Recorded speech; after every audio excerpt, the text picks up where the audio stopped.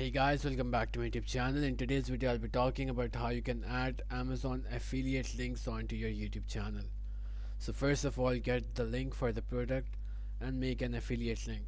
After that, what you're gonna do is the first option is that you can put the link in your description like this, as you can see in this example screenshot. So you're gonna just give the detail for the product over here or the name, and you're gonna give the link in front of it.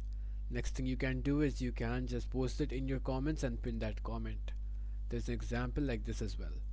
Now the last option is to do it as a community tab.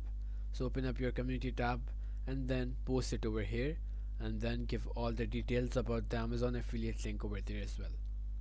Well, that's it for today's video. If this video helped you guys out, please make sure to leave a like and subscribe to our channel, as it really helps us out. And for further videos like this, just comment down on what you guys would want to watch next in the future. That's it for today. Thank you for watching.